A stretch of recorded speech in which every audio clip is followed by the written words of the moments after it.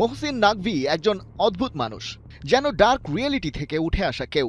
পাকিস্তানের মতো একটা অনিশ্চয়তায় ভরা রাজনীতির মাঠে তিনি পাকা খেলোয়াড়, ক্রিকেট প্রশাসন থেকে স্বরাষ্ট্রমন্ত্রী, তবুও ছাড়েননি ক্রিকেটের পদ। ওখানেই বোর্ড মিটিংয়ে ব্যস্ত ছিলেন মিস্টার চেয়ারম্যান। শুনলেন খবরটা, মুস্তাফিজকে দল থেকে রিলিজ করে দিয়েছে কলকাতা নাইট রাইডার্স, কারণ সে একজন বাংলাদেশি, আর সেটা তারা করেছে ভারতের ক্রিকেট কন্ট্রোল বোর্ডের নির্দেশেই। পিসিবির বাকি বোর্ড মেম্বারদের দিকে তাকিয়ে মহসিন নাকভি বললেন, আমাদের কিছু একটা করতে হবে, এবার পাকিস্তানকে কিছু একটা করতেই হবে বাংলাদেশের জন্য। বাকিরা মাথা নাড়েন, দ্বিমত করেন, তবে মহসিন নাকভি রিপিটেড হিমসেলফ, বাংলাদেশের জন্য এবারে সত্যিই কিছু করতে চায় পাকিস্তান। টাইমলাইন ধরে বাকি গল্পটা সবার জানা। বাংলাদেশের বিশ্বকাপ থেকে সরে আসা অথবা সরিয়ে দেয়া, তার আগে থেকেই পাকিস্তানের বয়কট খেলা। দিন শেষে তারিখটা নির্ধারিত হয় 2 ফেব্রুয়ারি 2026 সোমবার। পাকিস্তানের পররাষ্ট্র মন্ত্রণালয় থেকেই আসবে final whistle. Yes or no, Salman আঘার দল লঙ্কাগামী বিমানে উঠছে কি? এই নাটক থেকে চলুন আপনাদের একটু দিল্লি থেকে ঘুরিয়ে আনি। ভারতের স্পোর্টস মিনিস্ট্রি আর অলিম্পিক অ্যাসোসিয়েশন এক হয়েছে। কপালে চিন্তার ভাঁজ।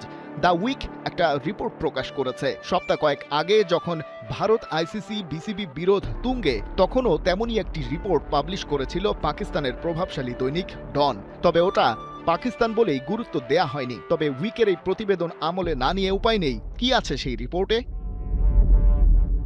ভারত বিড করতে যাচ্ছে 2036 সামার অলিম্পিক্স আয়োজনের জন্য। যৌথভাবে সামান্য একটা টি-20 বিশ্বকাপ আয়োজন করতে গিয়ে তাদের যেমন লেজে গোবরে অবস্থা, সারা দুনিয়ার অ্যাথলিটদের নিয়ে অলিম্পিক্স কিভাবে করবে তারা? বাংলাদেশ নিরাপত্তা ইস্যু নিয়ে প্রশ্ন তুলে বিশ্বকাপ থেকে সরেই গেছে। সিকিউরিটি কনসার্নের বার্তা তো আছেই, সেই সাথে বাংলাদেশকে বিদায় করে দেওয়া হয়েছে। খেলার ভেতরে রাজনীতি নাকি রাজনীতির ভেতরে খেলাধুলা, দুটোর একটাও একেবারেই টলারেট করে না ইন্টারন্যাশনাল অলিম্পিক কমিটি আইওসি।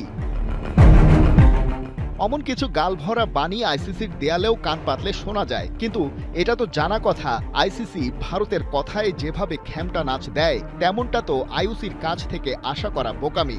দুনিয়ার সব খেলার নিয়ন্ত্রকদের তো আর কিনে ফেলতে পারেনি ভারতের ধনকুবেররা।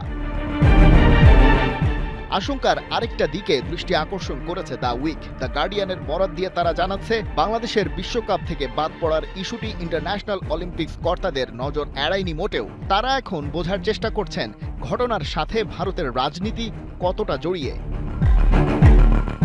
সাউথ এশিয়ার পাওয়ার পলিটিক্সে ভালোভাবেই তো খেলাধুলা জড়িয়ে গেছে, আর সেই আগুনটা বয়কট করে আরও তাতিয়ে দিচ্ছে পাকিস্তান, যাতে ওই আগুন দেখা যায় ইন্টারন্যাশনাল অলিম্পিক্সের হেডকোয়ার্টার সুইজারল্যান্ড থেকে।